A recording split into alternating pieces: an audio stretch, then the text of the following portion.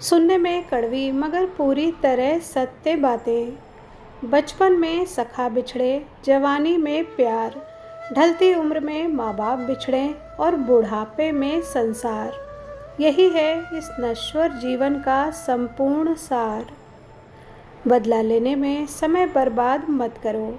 आपको चोट पहुँचाने वाले लोग अंत में अपने कर्म का सामना अवश्य करेंगे।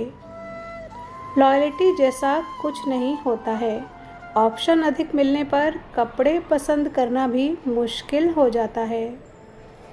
जब लोग अनपढ़ थे तब परिवार एकता की मिसाल था।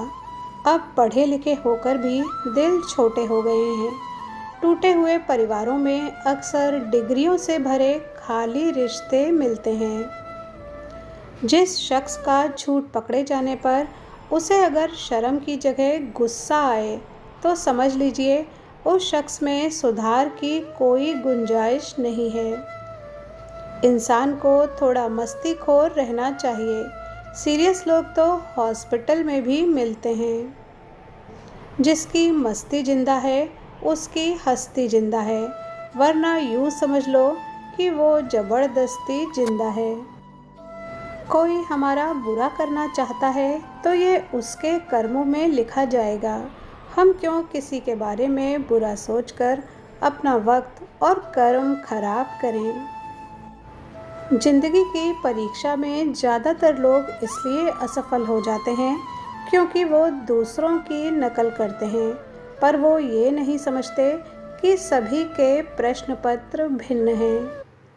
बुजुर्गों की हाय और बेवकूफ़ों की राय कभी नहीं लेनी चाहिए। जिंदगी में छोटी मोटी हारों से हताश मत होइए, क्योंकि जो चंदन घिस जाता है वो भगवान के मस्तिष्क पर लगाने के काम आता है, लेकिन जो नहीं घिसता वो सिर्फ आग जलाने के काम आता है। जीवन में हाथ उसी के सामने जोड़ें जो आपकी उम्मीदों को कभी ना तोड़े।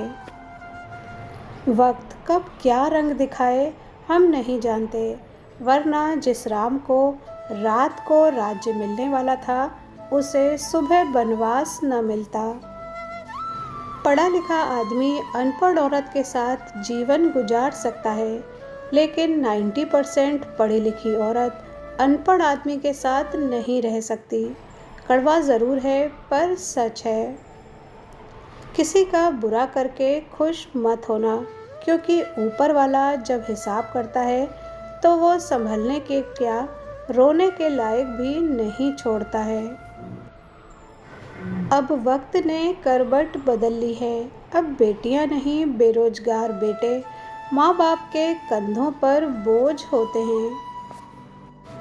माना लड़की होना आसान नहीं होता, लेकिन सच बताऊं तो आजकल लड़का होना भी आसान नहीं होता। उनका एक आंसू क्या गिर जाए मर्दानगी पे सवाल उठने लगते हैं। अगर लड़की पैसों पर मरती है तो कमाओ ना। तुम कौन सा अपनी बहन को बेरोजगार के पास भेजोगे। समझदार व्यक्ति वो व्यक्ति नहीं है जो ईंट का जवाब पत्थर से दे। समझदार वो है जो फेंकी हुई ईंट से अपना आशियाना बना ले। जिम्मेदारी और टेंशन भर भर के मिल रही है।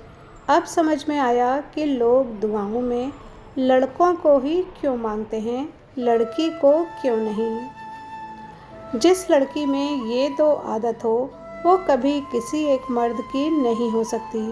पहली आदत उसे हर मर्द से बात करने की आदत हो, और दूसरी आदत वो अपनी प्रॉब्लम सभी को बताने लगे। सिर्फ बेटियां ही नहीं बेटे भी घर छोड़ जाते हैं। उठकर पानी तक ना पीने वाले आज अपने कपड़े खुद धो लेते हैं। वो जो कल तक घर के लाडले थे आज अकेले में रोते हैं। सिर्फ बेटियां ही नहीं बेटे भी पराए होते हैं। पापा के डांटने पर मम्मी को शिकायत लगाने वाले अब जमाने के नखरे सहते हैं। खाने में 100 नखरे करने वाले अब कुछ भी खा लेते हैं। मम्मी के बाजू पर सर रखकर सोने वाले अब बगैर बिस्तर के ही सो लेते हैं। बहन को छोटी छोटी बात पर तंग करने वाले अब बहन को याद करके रोते हैं। सिर्फ बेटियां ही नहीं, बेटे भी पराए होते हैं। जिनकी बेटियों को सास ससुर के साथ नहीं रहना, वो अपनी बेटियों का रिश्ता अनाथालय में ढूंढें। परिवार में रिश्ता करके परिवार की सुख शांति न मिटाएं। बाप पर संपत्ति पर बेटी का अधिकार होना चाहिए, ये बात 100% सही है। पर बाप की देखभाल और कर्जे की जिम्मेदारी जितनी एक बेटे की होती है, उतनी ही दामाद और बेटी की भी होनी चाहिए।